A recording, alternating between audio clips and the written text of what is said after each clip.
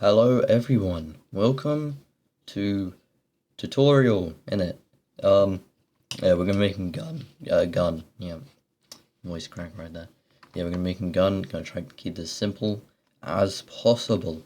So, first of all, let's get a quick guy in here just so we can, test the gun, all that and stuff.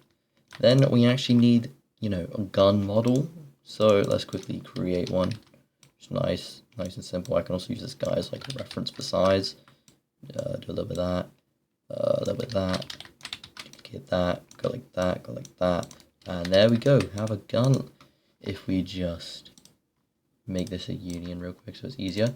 Now, just rename this to handle with a capital H because Roblox requires you to have this in a tool.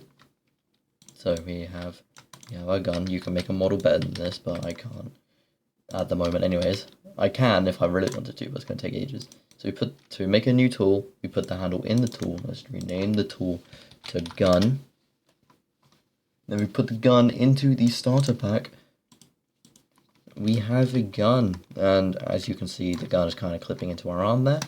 So we should fix that. So if we take the gun back into the workspace, go to plugins, and then tool grip editor. This is a paid plugin, but I think there's a free version. So yeah, do what you want with that. And if we just move the grip to there, just quickly get off of that, and then put it back into the starter pack.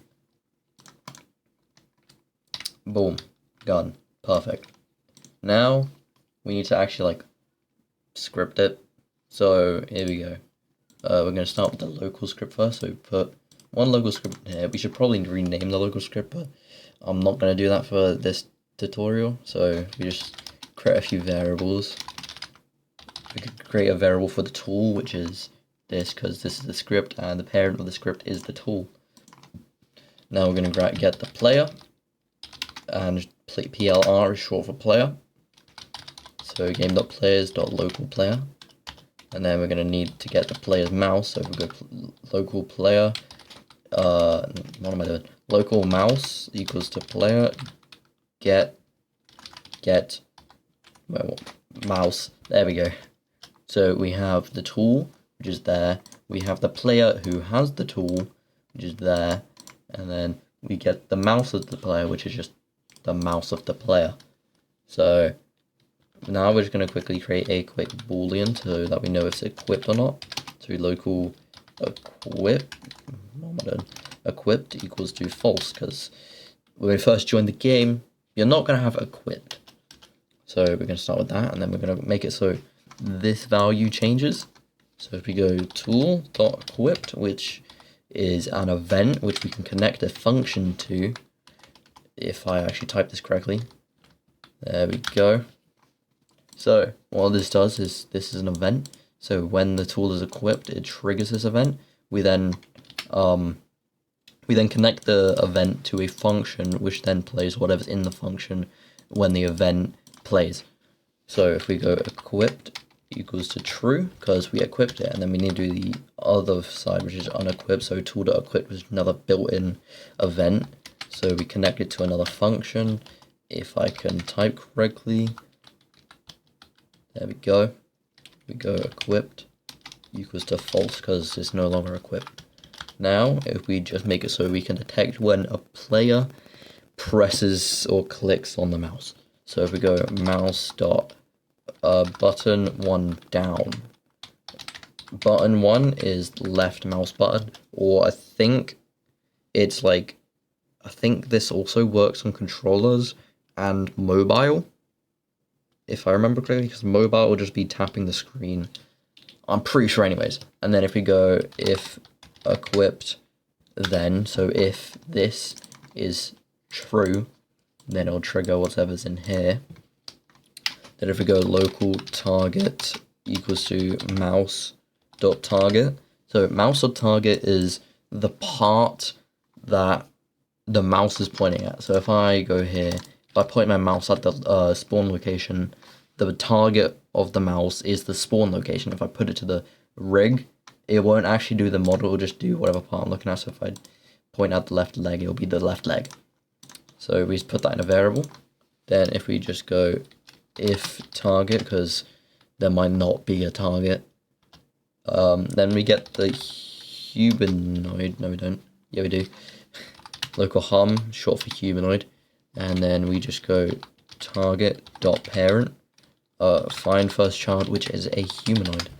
So basically, even though there might not even be a humanoid in the parent of the part or the target, what we're going to do next is we're going to go if humanoid. Then, so if the target.parent, so let's just say left leg again. So if the parent, which is the rig, has a humanoid in it, then we'll do something with it.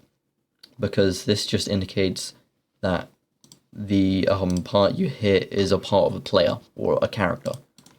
So if we then go just to test take damage, let's just go 5, and then we are literally done with the local script. Actually, right here, click around, you know, and then we put up the gun, click the guy, shoot him. Obviously there's no visual effects or anything, but before I get into the visual effects, you can just leave it as this, or you can skip to where I do the server script, which is going to be all the effects and stuff. So just real quick, to make this a little bit, I guess, more like interactive, sort of, like more realistic, I guess. So if we then go if target.name equals to head, then what we can just make it do more damage. So take damage, let's go 20, because headshots, this is like headshot. So if the target is like the left leg, then .name would be left leg. But in this instance, if we shoot the head, the target name will be head. So if we detect that, then we can make it do more damage. And then if we do else, which means anything a part of the rig that isn't the head, we can just do that. So now if we test this, pull out the gun, shoot the guy in the body, does 5 damage, shoot the guy in the head, does 20. So I think we should do that. You can do more than this. You can make it so, like, I don't know, if you hit the torso, or the torso, it does 10 damage. If you hit the arm, it does like a couple damage. Stuff, you can do whatever. But yeah, this is pretty simple. This isn't very like complicated, or just complicated. It's not very complicated at all. It's quite simple. It could be a lot more. It could be a lot more complicated than this, and a lot more better. This is just simple. So now if we just go to, if we now do the effects. So how the effects work, so if we add a just regular server script in, what we're gonna do is we're actually gonna have to use remote functions. So remote function, put one into the gun. What this allows us to do is it allows us to call a function, which just basically makes it play code from a local script and make it play on a server script. Which, I don't know why I said that. Which basically allows us to have the control of a server script on a local script, which is good, because then it actually plays on the server instead of the local. Because if we play the effects on the local script, then only you'll see the effects and nobody else will. So if we just go local func, which is short for function, equals to script.parent.remote function. We're not going to rename it, although you should rename this stuff, because you need to be able to remember this. But I'm just doing it for tutorial sake. So if we just go local, just realized I didn't do that. So we're actually going to have to create the effects first, which if we need to put the gun back into the workspace. So let's put it up somewhere where it's a little bit more visible. So we have a gun. Now if we just go to the handle, and let me just check real quick if I'm correct. Yeah, the handle, and then we're going to go to, we're going to have to add an attachment, so we can play the effects where the attachment is, which is going to be end of the gun. So right there. Now we're just going to rename this to effects. because, I mean, you don't have to rename it. You can rename it anything you want, just that we're going to have to reference it later. So we're going to add a point light, which I'm going to configure a little bit. So we're going to make it look like a flashbang, not a flashbang. The shooty thing. when you fire a gun, it like puts out fire. I forgot what it was called. It's fine. Say that's might be too much. Three seems fine. Yeah, that's good. Now let's add some particles. Particle emitter. Let's make it face forwards. I think, yeah, change this to front. You don't have to copy me exactly. This can be quick little, you know, kind of like, actually, let's disable the point light real quick so we can actually see. This is going to be quick demonstration.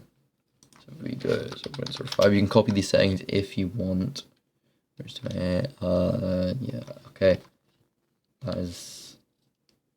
That's good, I think. Maybe. Okay, that is a bit much. So if we change this down to 1, this is a plugin, by the way. Just so you know, you don't have to get this exact plugin. You also skip this if you want. So we change this to 1, change that to 0. Make sure these colors are exactly what we want. So I'm going to go for like a yellow to an orange color. So there we go. I'm just gonna recolor the actual gun to be black, so it's a little bit better. There we go. Now we have our effects. So now let's get scripting. So go local effects equals to script.parent dot handle dot effects. There we go. And if we go func on server invoke, which is an event. It's not really an event, actually, it's a function, which means we need to make it a function. So there we go. And then we're going to go task.spawn, which creates a new thread, which basically means another loop, so we can actually have like weights and stuff without it messing up everything. No, we don't. I want an actual function. There we go. To create another function, which is inside a thread, which is a bit complicated. I'm not going to go over that right now. So if we go effects dot particle emitter, emit 1, so it emits 1 particle. And then we're going to go effects dot point light dot enabled equal to true, and then we're going to wait 0.05 seconds. Then we're going to go effects dot point light dot enabled equals to false. So now we just have to call this function inside the local script, which means we are going to have to quickly do that about here.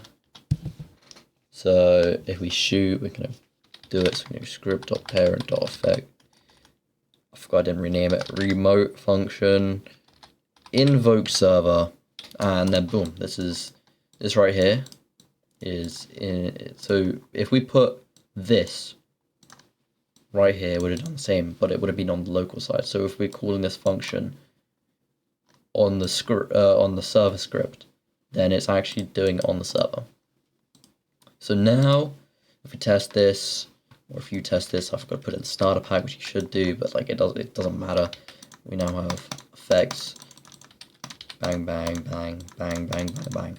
But as you probably noticed, there is no sound, which, you know, if you have a gun, you're going to have to add a shooting sound, which you can add whatever shooting sound you want, but I'm going to go to the toolbox.